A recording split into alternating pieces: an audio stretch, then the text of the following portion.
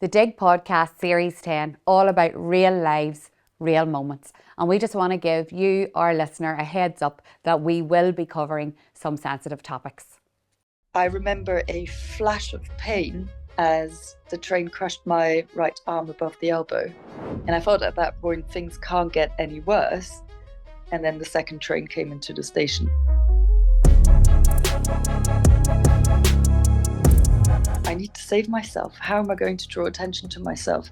Somebody needs to come and get me out of here. My husband and I had this chat, and all of a sudden we were like, would we really do this? Like, for real? So they were already projecting into the future, a reality that I didn't even consider at that point. If I don't spotlight this as a survivor, then I'm doing a disservice to everybody else. In order to be able to cope, you have to ensure. Welcome back to the Dig Podcast. So this is Series 10, and as I've explained on a few of them now, it's a different podcast series because we're kind of focusing on real lives and real moments. And over the past 10 series, as I've got to speak to people, I became even more aware that behind the work and behind the professions, there's a life and a family and things that are happening that affect our everyday lives and our working lives. So that's why we're diving deep in this series in people's stories. And today on the Dig Podcast, I am speaking to Sarah de Lagarde. Now, Sarah lost an arm and a leg after being run over by two tube trains in September 2022. Now, I heard Sarah speak on the Tommy Tiernan show. So every Saturday night, my mum and dad liked to watch it, and I was living with them for a while, and I became hooked as well. But one Saturday night, I watched this amazing woman share her story, and I was in tears, but also amazed by her bravery and her courage and her everything about her. I've told friends about her since, and I reached out, I followed her on Instagram after that and watched her story. And I wondered, would she ever come on the Dig Podcast to talk about her story of survival? And she's here. Sarah's here. And, real life, real moments, that's what we're going to talk about now. And I actually heard her talking at quite a few interviews about that sliding door moment. And I suppose we're going to talk about that as well. But Sarah, I can't tell your story, nor do I want to. I want to welcome you to the Dig Podcast and to all the listeners. Thank you for being here. Hi, thanks for having me. No, it's an absolute honor, and I don't even know where to start other than the start, I suppose, of why we're here together today. Like as in what happened to lead us to this. I know you tell the story a lot because you're raising awareness for different topics and things. But if you didn't mind telling people maybe who don't know that listen to the podcast, what your journey so far, I suppose. Yeah, I think the last 2 years have been absolutely mind blowing and not necessarily in the good way, but I guess the story starts in August 2022, and that was the moment where my husband and I fulfilled a dream 10 years in the making, and we managed to summit Mount Kilimanjaro in Tanzania. And it's been a mountain we talked about for years and years and years, as in, oh, wouldn't that be an amazing challenge? Look at the environment, the beauty of that mountain. And then we did it. We did it in August 2022, 8 days camping on the side of a mountain. It was very tough, but we managed to reach the top. And I felt incredible at the top of that mountain, nearly 6,000 meters in altitude, very little oxygen in the air. And I felt absolutely invincible. I felt like nothing bad could ever happen to me now because I managed to do this. But little did I know that that wasn't going to be the case. And a month later, I had returned to London, and I was at work on Friday, the 30th of September, and worked a little bit later than usual, finishing up a project, getting ready to go home to help my kids and husband pack because we were due to fly to Germany for my dad's 70th birthday. and I never made it. I never made it to his birthday, and it took me 2 months to come home because I it was raining and dark, and I wanted to take a cab to go home, but because it was stormy weather, there weren't any cabs around, and so I took the snapshot decision to take the tube instead. And that's that sliding door moment that you referred to earlier. Is that, I mean, now I'm thinking, why did I do that? I should have just waited for the cab or worked from home that day, because that tube journey has changed my life forever. I was very tired. I had COVID the week before, and it was warm in the tube carriage. I just thought to myself, I'm just going to rest my eyes for a second, close my eyes, and I woke up at the end of the line. I had missed my stop, and I woke up in a jolt and thought, "Oh, this is not the place I'm meant to be." I realized that as I exited the, the the the train carriage, and I realized that because it's the end of the line, I should be taking the same train back into the city. And as I turn around, I slip on this wet and wobbly platform, and I fell against the stationary train and fell into the gap. So bear in mind that the gap was large enough for both my shoulders to fall through it, and I remember clawing with my left arm, to hold on to something. And in the fall, I had lost my handbag. Actually, it was a laptop bag, so it's quite big, with my laptop inside, and it got wedged in between the train and the platform. And the train driver found it, but didn't think it being suspicious in any way. He just picked it up, flung it over his shoulder, and walked away. But if he had only looked down, he would have seen me because I was just underneath it. And that night, I was wearing a bright pink coat, and I have this light hair, and he would have seen me, but he drove off. And I remember a flash of pain running through my body as the train crushed my right arm above the elbow as it exited the station. And I I really, I mean, it was a realization that was almost immediate when I looked to the right and thought, okay, there's something really, really wrong about my arm. And I even thought like, oh, I think this arm is gone. Um, and I was lucky that the adrenaline kicked in really quickly. There's this protection that the body has in extreme situations, and I felt numb, luckily, and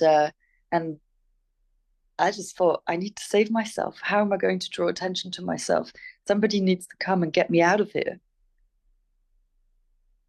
And when you fell at the start, Sarah, and you felt before the train actually took off, were you so shocked that you didn't shout, or did you shout but nobody heard, or what? Can you remember what was going on?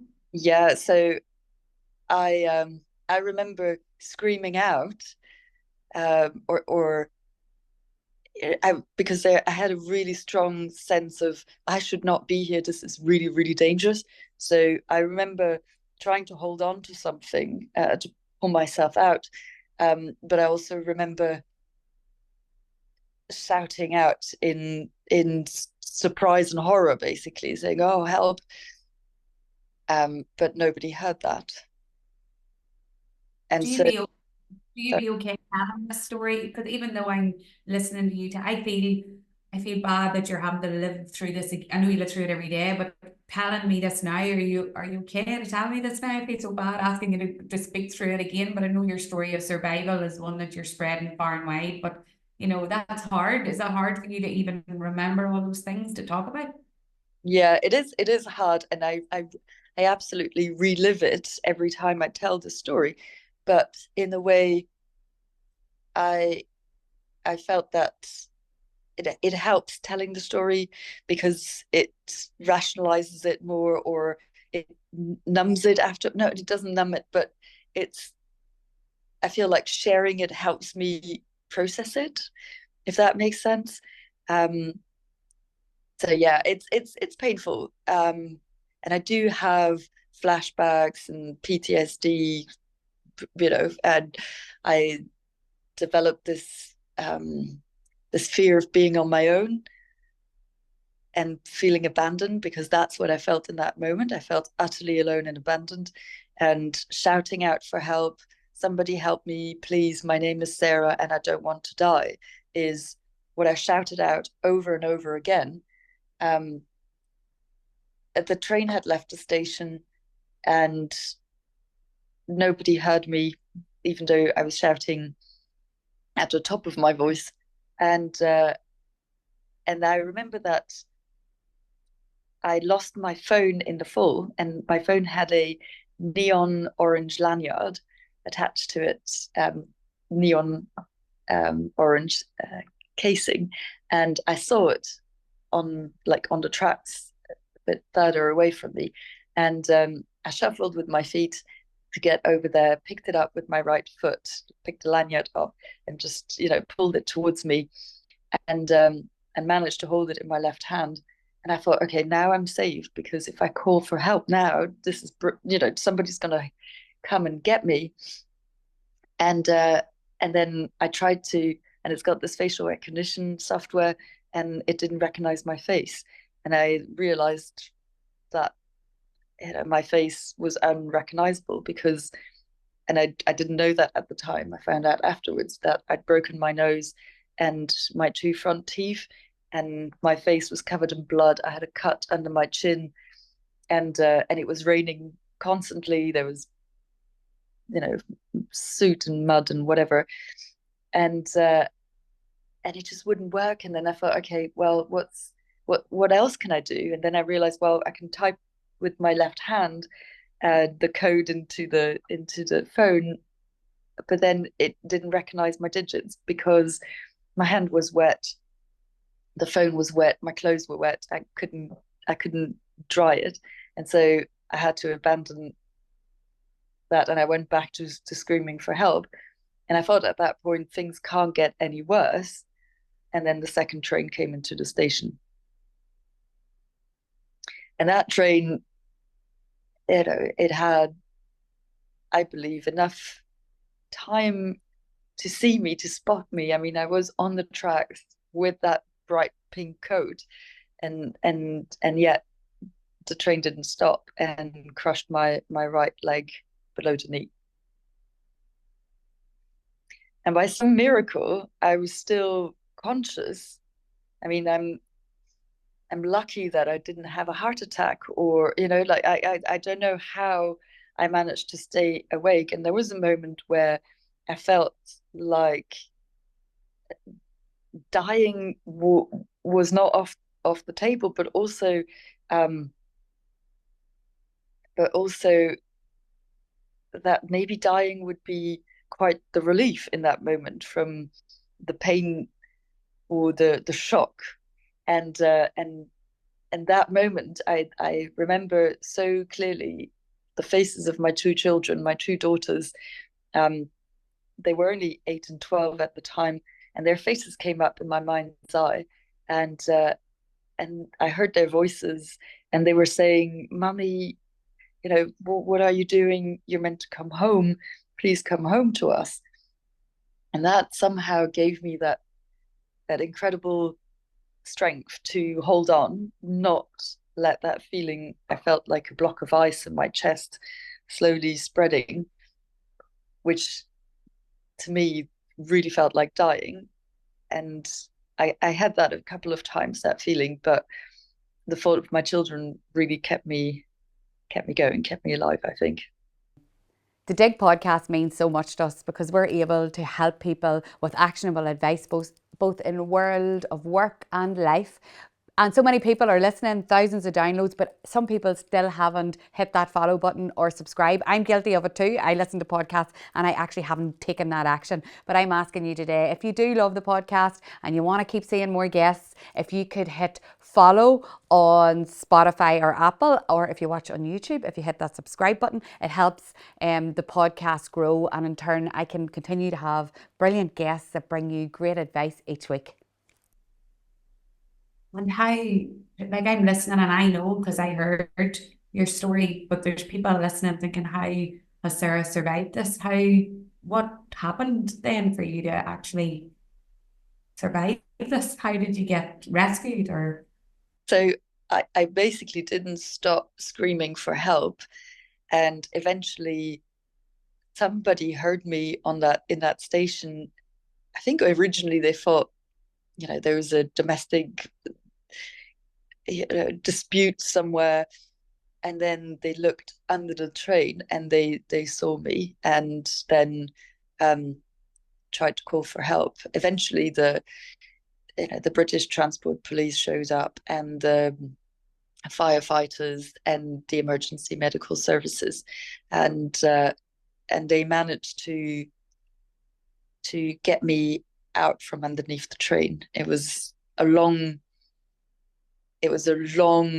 operation, really, because I had already by then spent 15 minutes on the tracks, and then it took another hour or so to extract me from underneath the train. And then once I got lifted onto the platform, that's when I got pain relief, and tourniquets were put on, and to stop the bleeding. And then I was taken to the Royal London Hospital by the emergency services. And all this time you haven't came home, right? I mean, your husband's at home waiting. Yeah.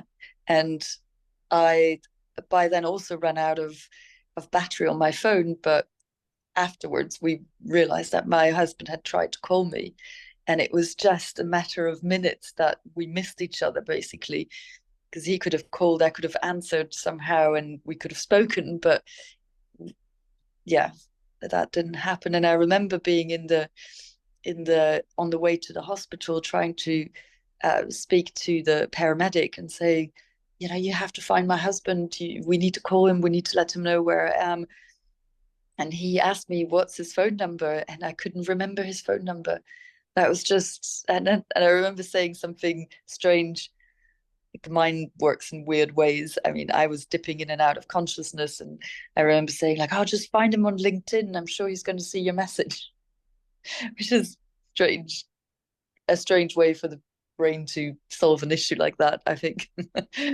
but yeah, and I was taken into the A&E, and I think I got prepped for the theatre at 3 o'clock in the morning. So my husband would have received the call at 3 o'clock in the morning by the police to tell him that he needed to come to the hospital, because my survival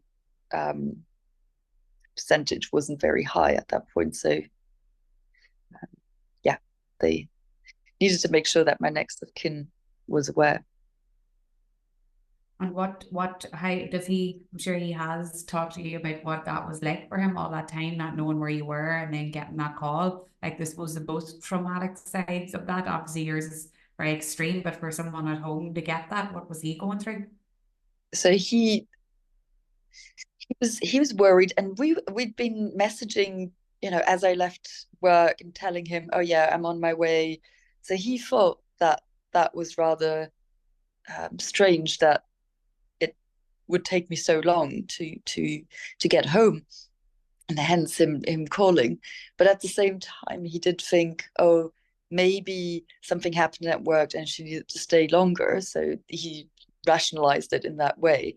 Maybe she bumped into somebody and she was talking, maybe she's had trouble finding a cab, or so he wasn't too worried at first. And then he fell asleep because he waited, started getting anxious, and then eventually fell asleep, and to get woken up by this phone call. And he describes it as the worst phone call of his life. And his first thought was really like, what do I do with the children? The children are sleeping in their beds. And luckily, we've got a really lovely neighborly community. And he managed to speak to our neighbors and said, look, can you come and sleep at ours? Because I need to go to the hospital. But yeah, that must have been terrifying for him at that moment. And then everything that happened in the days to follow, then, like, what was that? Well, can you remember much about after that then? So I had been 15 hours in surgery that night and following day, and my husband was waiting, sitting on a bench in the corridor, waiting for an answer, not knowing whether I was going to survive, how extensive my injuries were, and he describes that as a living nightmare, where he had to call my family, he had to call his own family. He said he cried a lot, he prayed, he didn't know what to do with himself.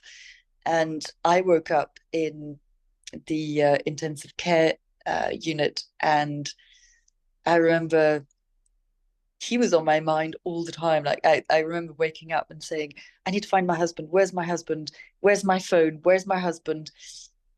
And I got told repeatedly that he wasn't allowed in this place because risk of infections or whatever. They had some rules around that. And I kept saying, yeah, but he doesn't know that I'm here, that I'm okay. Somebody needs to talk to him. And eventually there's this, I don't remember the face of this lady, but this lady, her booming voice was saying like, oh, for God's sakes, like, just somebody get her husband, like, this poor woman and this poor man, and sod the rules, this is not what this is about. And he came into the room, and I remember like his facial expression, the tears running across his face, and us just like hugging each other and saying, oh God. I mean, we're so lucky that we could hug each other at that point, but I was also under heavy medication, so I don't remember much what happened afterwards. It's kind of, I remember snippets, but yeah, it was emotional. And people like that lady that said that, people like you remember that, like, sometimes rules have to, not that we're not supposed to have rules, but that woman, that impact of you getting to see him and him getting to see you has left, that's one of the things you remember. And maybe that lady has heard your story and knows the impact that she's had. So good when people like that step in and have a realistic outlook on what's going on. But what were, like, I can see visually, if people are listening on Apple or Spotify, they won't see, but if they're watching on YouTube, they may be able to see now that you did lost your arm above the elbow, is it? Yes, that's right. So what were your other injuries then, your lifelong injuries from it? So the amputation of my right leg below the knee, and I sustained some other injuries, but they were obviously not as significant as losing a limb. And yeah, it took a few days and a few returns to the surgery table to complete all the operations. And it was the start of a long journey of rehabilitation. That was it was going to be the focus for all of us for many, many months. And what about your wee girls then? How have they been through it all? Sarah, because obviously as a parent, you're probably thinking about them from the very start.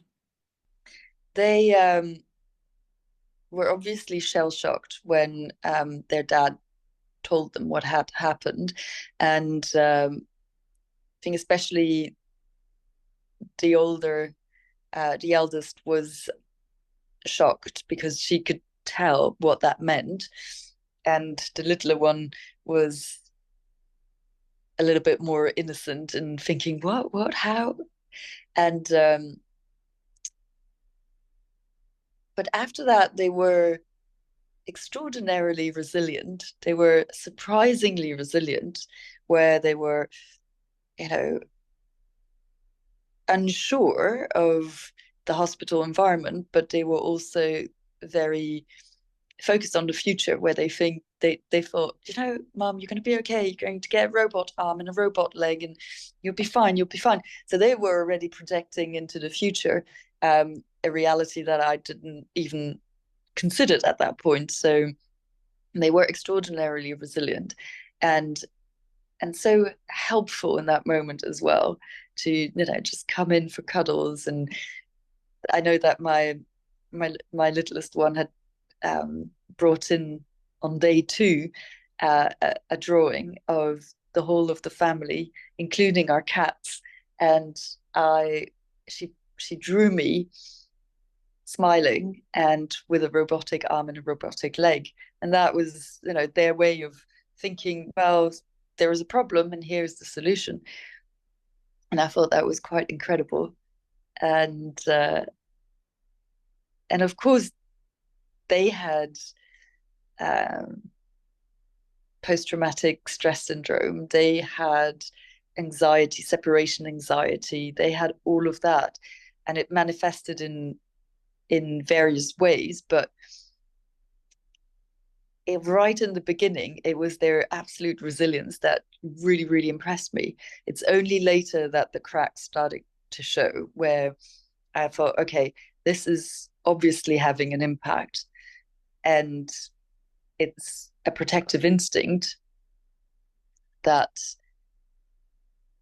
allows them to survive this, but it does leave a deep mark. And so they were in, we all had therapy. We've seen a trauma psychologist, which was hugely helpful because they were able to explain why we all reacted in certain ways, what a trauma does to your emotions, to your brain in general, and why certain behaviors just emerge. And but we've all been marked by it now. So I know that my littlest one, she has trouble with her memory, short-term memory, long-term memory, processing memory, and all of that is a consequence from trauma. So yeah, we managed to get through it, but we're still working on it. It's not over. It's not like you do 5 sessions and then you're done. That's it. It's something that you continuously have to work through. And there's a lot of people that will be listening to the podcast and won't even come close to that trauma, but trauma is trauma, and in different ways, I suppose. Would you say to people that are listening that perhaps have had a traumatic experience in their life that that's a key thing to get therapy then to help deal with that? I mean, obviously everyone is different, and everyone should get the advice of a medical professional. But for me and the family, it was a desire to survive this, a desire to ensure that we had used up all the tools that were available to us.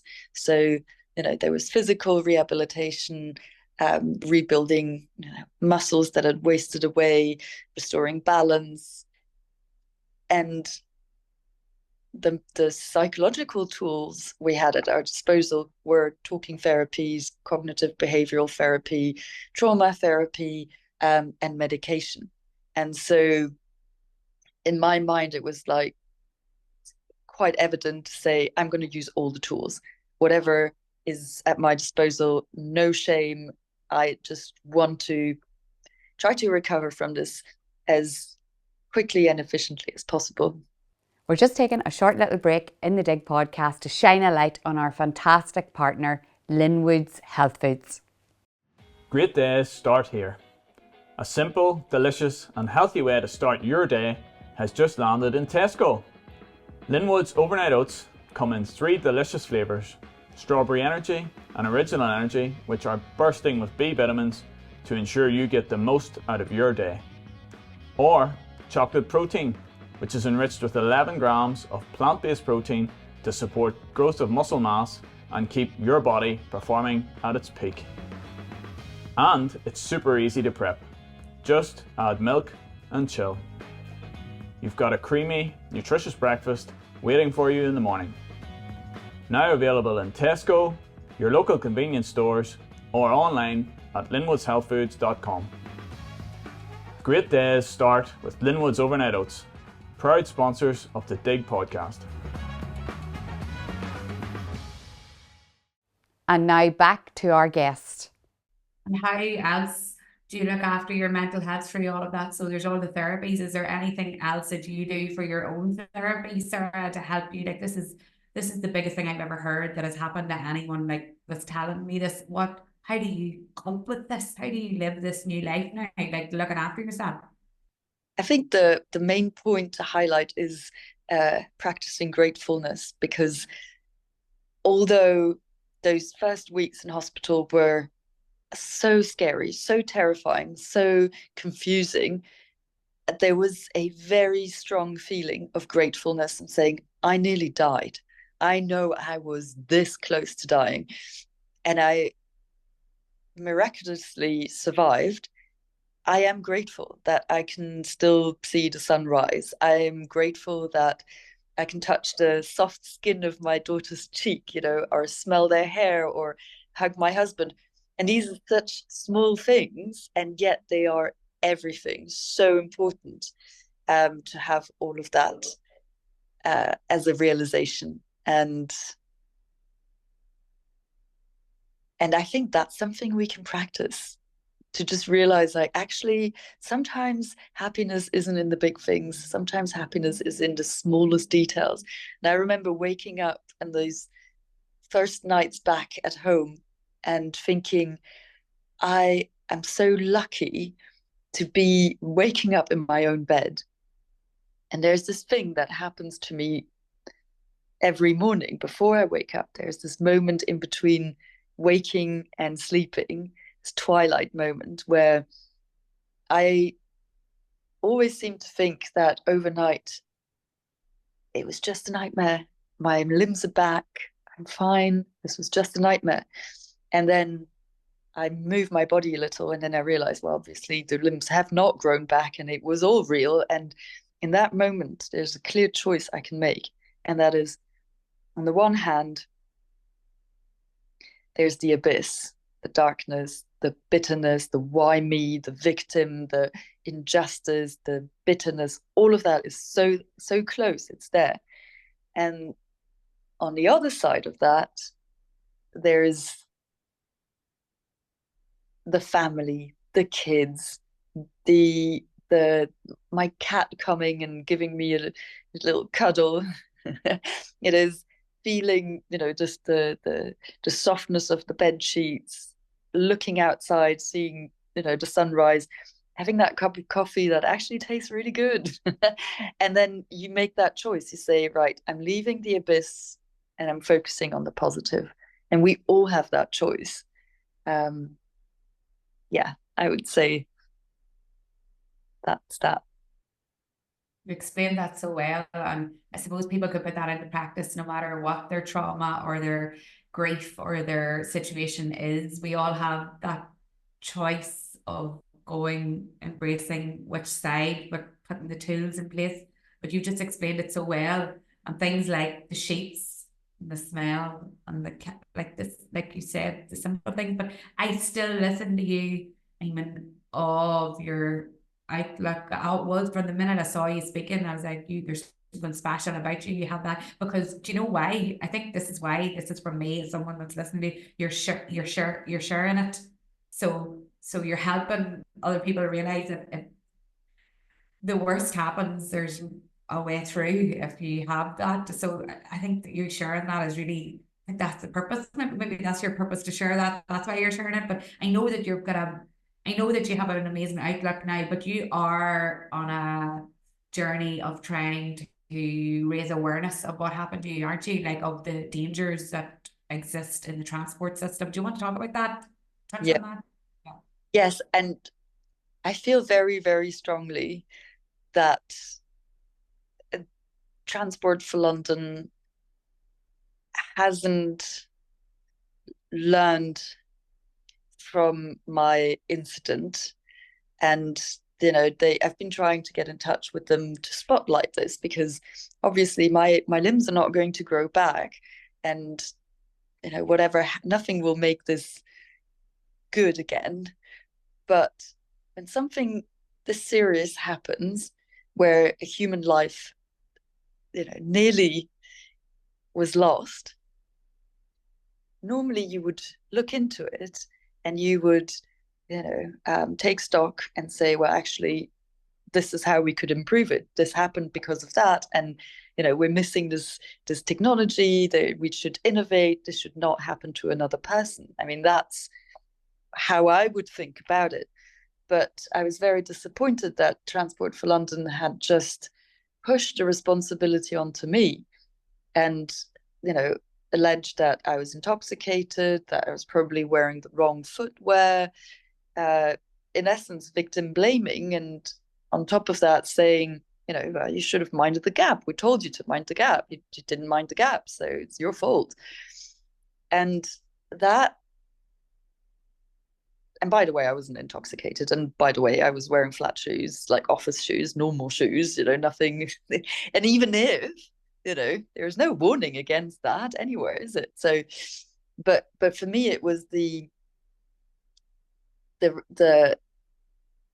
way they went about this, and saying, well, it's not us, it's you. And then it was, we deny all liability. And that's really wrong with me, because if you don't accept liability, you don't think anything's wrong. You pat yourself on the back saying, like, oh, we did everything right and exemplary, is the way that they describe their actions. And I think that's wrong, because I then understood that this isn't an isolated case. So according to TfL's own numbers, this happens way more often than we think it does. I mean, 16 people a month either end up like me, or worse, or die. And their rationale had been to say, well, we've got millions of train journeys, and this number is insignificant statistically. And I'm like, yes, but we are no statistics. We're people. You should be striving for zero. That should be your goal. And if I don't spotlight this as a survivor, then I'm doing a disservice to everybody else, because my kids are of age to take public transport, and I am terrified every time they do. I'm absolutely terrified, where I'm thinking, I'm telling them, be careful, do this, do that, because I know that should they fall down that gap, well, there'd be nobody there to save them if it's not, if they're not spotted by a member of the public. And because of that reluctance to admit to their own failings, when they denied all liability, I had no other choice but to pursue my mission in court. So I filed in court earlier this year, in a hope that would force them to accept liability and then to effect change. And I'll tell you what's even more frustrating than that is I did an interview on the radio a while back, and following that interview, I got contacted by the CEO of a company called Purple Transform, and they sell solutions that involve AI algorithms that improve safety on train networks. So the way they work is that, the CCTV footage is not watched live, is what I discovered. I always assumed that people would be watching cameras live, and if something happens, they would alert the emergency services, staff, police, whatever. But actually, the response to that was, oh, well, there are thousands of feeds. Nobody can monitor them live. I thought, okay, so what's the point? Only to have that used retrospectively is probably not enough. And that AI solution from that company would be monitoring thousands of feeds with no issue, because it's an AI. They don't blink, they don't go to the toilet, they don't, and you could instruct it to spot irregularities, like somebody falling off a platform onto the tracks. And then they also offer sensors, noise sensors, humidity sensors on the platforms. And every time there is an imminent danger, they send an alert to the staff to check it out. And so I got really frustrated in a way, because they then told me, we did speak to TfL, we offered our solutions, and they declined, saying that it was needed. Well, I don't know, if there would be 16 people a month, dying or nearly dying, then I would check out an innovation that could save that from happening again.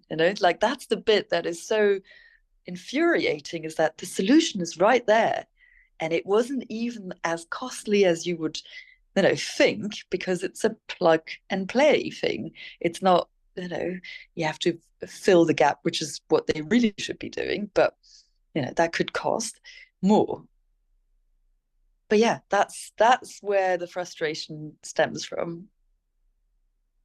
That is, you just explained it so well, or of course you want answers, and you want 16 more people each month not to die or get hurt. So I wish you the best on that journey of justice, and I will continue to follow that. I'm sure everybody's listening to the podcast too, and when the next time we step on public transport like that, you'll be in our thoughts, and perhaps we could do something to raise awareness about that as well. When we're on our journey, or when we're speaking to someone in a position of power, I'll think of you, I promise. I suppose I want to say thank you for sharing all of that. It's not easy. You do have a new visual appearance now. How do you cope with that, Sarah? So you have a bionic arm, and is it a leg as well? Do you have a bionic leg as well? I have the prosthetic leg and the bionic arm, which it's not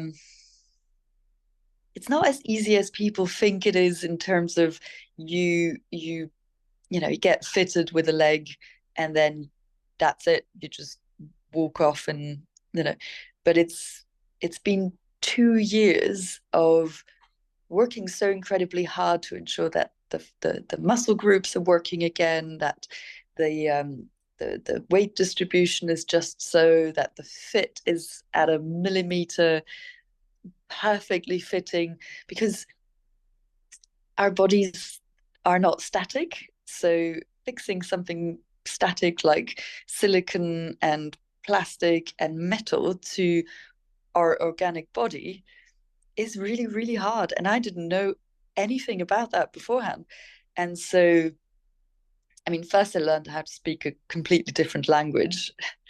I had to learn to speak prosthetics, but then also I needed to understand quite quickly the limitations of those prosthetics as well, that it takes so long to find the perfect fit, because our bodies change all the time. My residual limbs were traumatized, they were inflamed, they were they didn't have their final shape yet. And so the swelling needed to go down, the scars needed to heal, and all of that had an impact on the fittings. And of course, there's the NHS, and they did an amazing job at saving my life and sewing me back together. But the aftercare in terms of prosthetics is underfunded, under-resourced, sadly, and access to time in their diaries is super hard. So if I go in and have a fitting and I get home and after walking a bit longer, all of a sudden it doesn't fit just so, the next appointment would be 6 to 8 weeks later. So that would mean that for 6 to 8 weeks, I wouldn't be able to really use my leg, which would put me in a wheelchair. And it was so difficult to feel I'm making progress, and then, oh no, this is another setback. We have to go back to the clinic, back to this. And so eventually I had to make the decision to go private, because they had more resources, they had more time for me. They would be able to, tweak a prosthetic limb in 3 days rather than 8 weeks. And so I also then came to second realization that, oh my gosh, is it expensive? I mean, I honestly had no idea, but it is in the tens of thousands for the legs, and it is in the hundreds of thousands for an arm. And so the cost is so prohibitive. It made me really realize how my future was going to change significantly, because these were expenses that I thought I'd never have, and they will be ongoing because they wear out because I use them every day. And so, and they don't, you need a limb for every situation. So I needed a swim leg to take a shower or to go swimming. Not that I can, but and I needed an arm to be able to do exercising, which is not the same as an arm to do the cooking. Some of everything has a function, and so if I want to run, I can't run with my normal foot. I would need a running blade because the normal foot doesn't have the specs to be able to allow me to do that. So I'm constantly facing limitations where I have to predict in advance, right, if I'm going to go to this place, I need to bring this. And it's the freedom has been taken away, like me being spontaneous, which I probably was a lot before what happened, and now I have to plan everything to the minute detail, and that's frustrating as well as costly. I know, and you're planning something big again, aren't you, now this month? Now, when this goes out, you may already have done it. Am I right in saying? I have already done it. You have already done it? I have already done it. Okay, so we can hear what this is. So this is good. I thought it was coming up. I was trying to find out if I thought it was so tell us, what did you do? So we climbed Kilimanjaro again this summer, and I mean it was absolutely crazy to even think about that, just 18 months ago. Absolutely ludicrous. And I remember that I was in the hospital in the trauma ward, and I had some friends come over, and I noticed that people find it really difficult to talk to you in that situation because they don't know what to say to reassure you or to make you feel better. But I kept hearing the same thing over and over again, is that people say, oh, don't worry, we know you, Sarah, you can bounce back from this, you'll be climbing Kilimanjaro again. And and I thought, guys, seriously, I can't even get out of bed to go to the toilet by myself. Like, this is definitely never happening. but people kept saying it. And then at some point I thought, well, actually, it's a good fictitious goal to have, because if it motivates me to get out of bed, fine.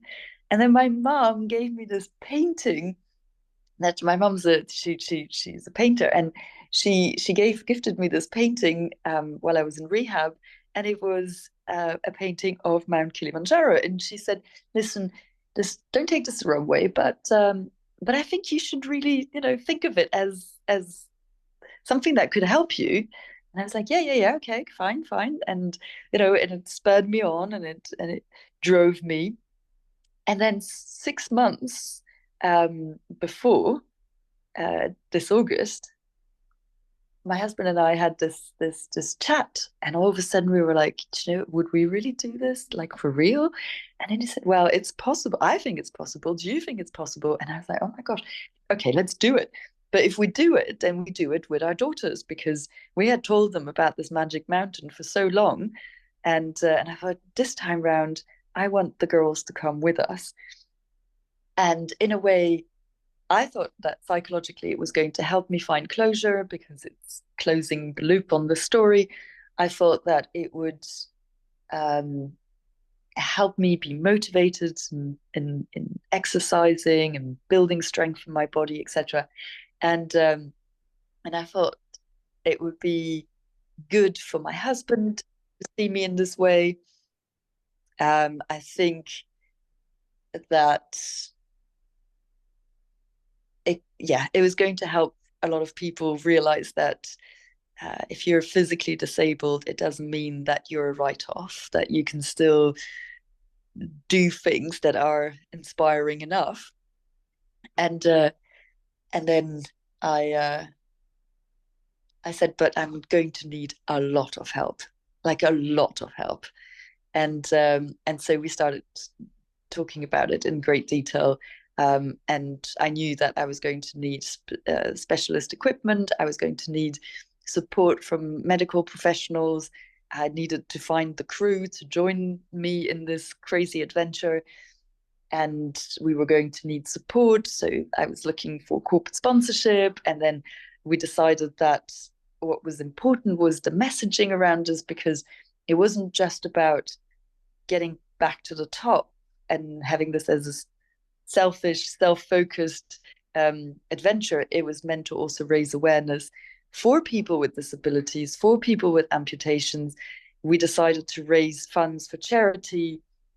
We've got this amazing charity that I discovered called Stand, We Walk Together. And basically their mission is to recycle prosthetics from the UK into developing countries and zones of conflict. Because I realized at that point how lucky I was that, in the UK, you do get support. You have access to medical support, to surgeons, to prosthetics, but not everyone has that luxury. And so I wanted to make sure that we support that. And so this is how Project Kili 2.0 came together. And then we left on the 8th of August. And I was nervous because I thought, oh my gosh, what have we, why are we doing this? How difficult is this going to get? And I shouldn't have worried that much, because I got to the top. And all those things that you hoped it would do, did it do any of them? Did it do any of those things that you hoped it would do? It did. It did. I mean, it was so hard, so incredibly challenging, because not only was it physically challenging, but it was also challenging because I was also mom as I was doing all of this. So think about it. It's 82 kilometers long, 6 days. Every day is like at least 1,500 meter in ascent, in altitude gain. There is, the worry about altitude sickness, but in essence, you're looking after your kids as well. And so it was clear for all of us from the start that we said, we're doing this because it's meant to be fun. The minute that we don't think it's fun anymore, then we just abort the mission, because you, me, everyone involved in this project, it should be fun. If it's no longer fun, then it's not worth it. And I was so impressed, so impressed by my kids, who just, all right, we're just going to go with it. And they started walking. I think the main issue for the little one was that she got bored after a while, because you walk for like 6 to 8 hours a day, and at some point she was just like, oh, this is so boring. So we had to find solutions to entertain her, like listen to Harry Potter audiobooks and things like that. But the oldest one, she was really focused and really inside her head and really quiet, but loving it. And then my husband was just a rock as usual, just super supportive and helpful. And then we had 2 medical professionals with us, 2 ladies that I'd met during my rehabilitation.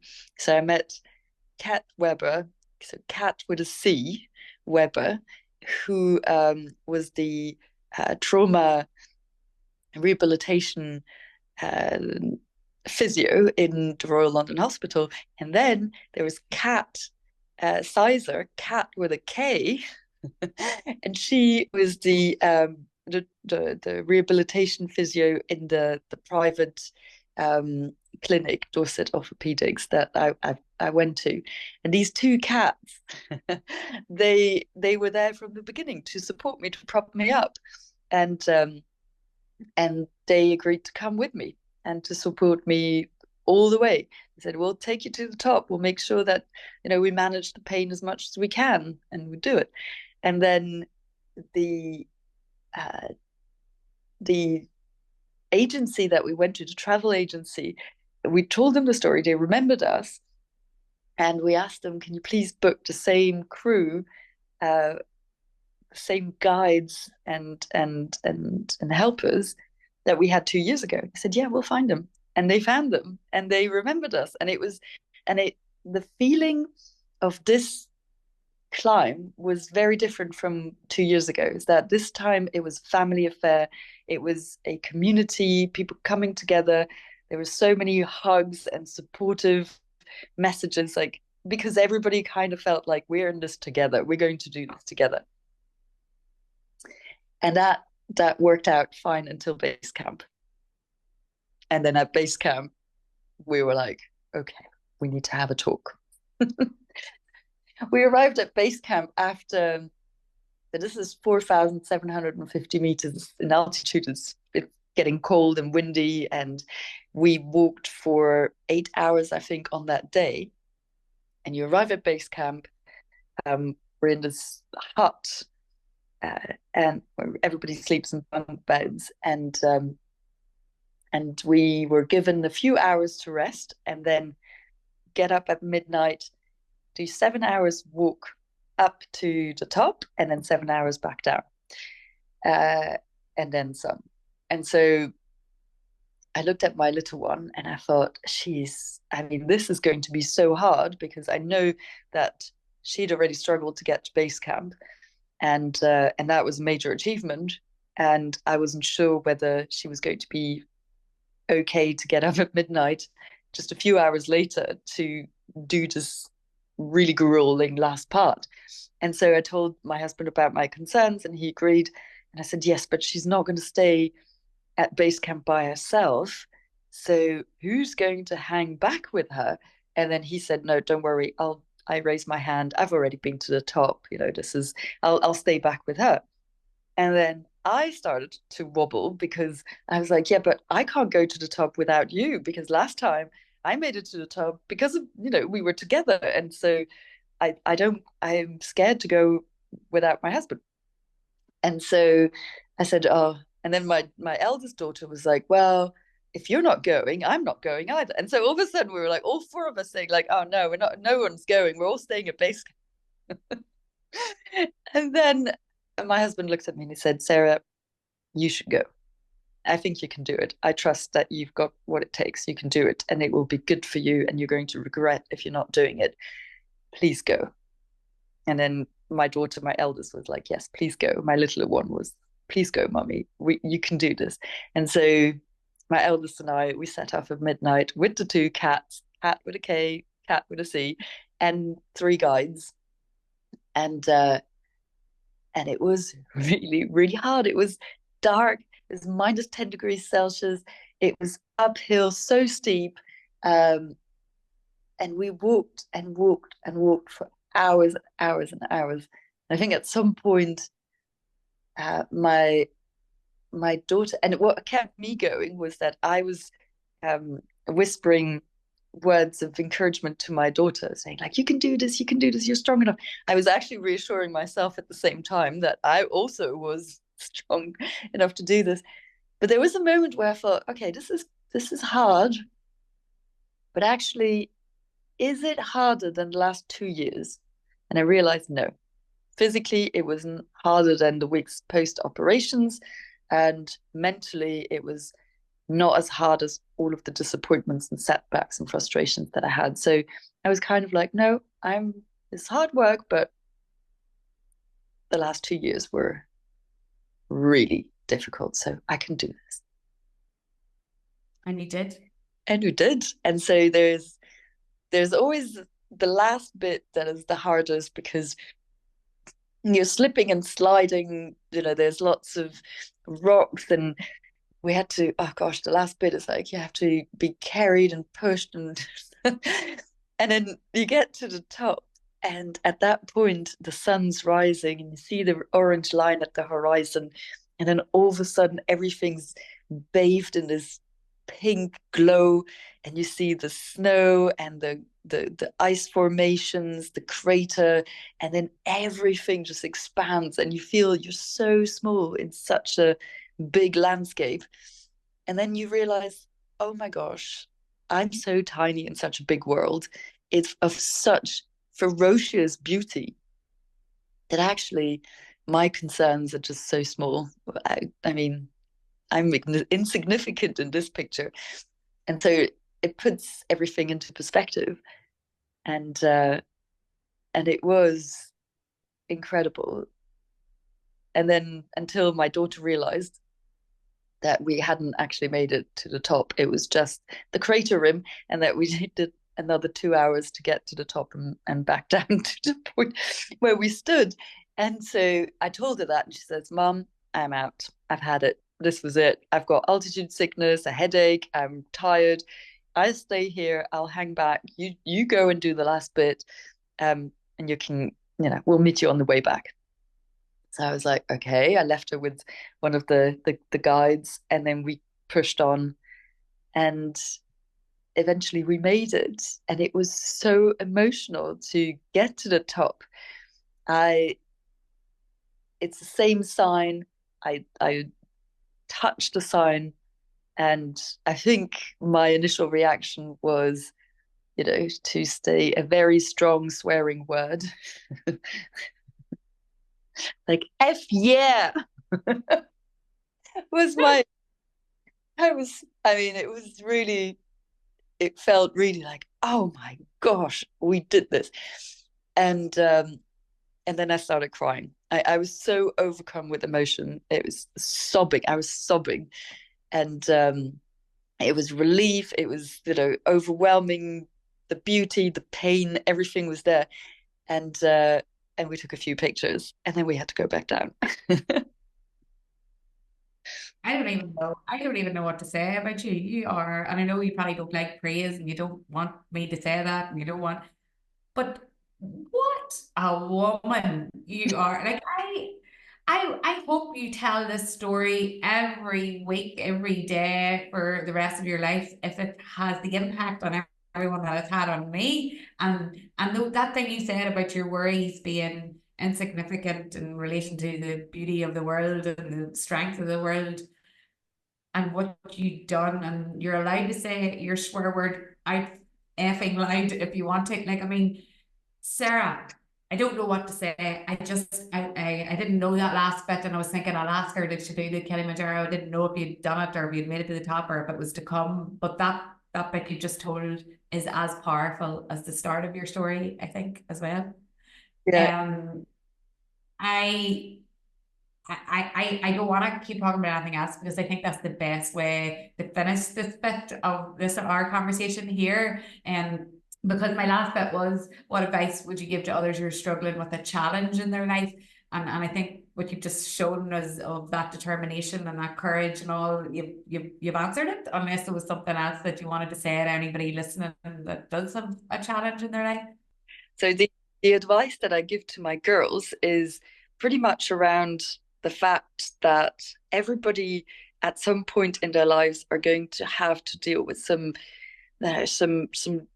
terrible things, and there's no way to avoid that, really. And the advice was, in order to be able to cope, you have to ensure that you have a great group of supporters, of friends, people that you can trust, that they are going to help you when things get really tough.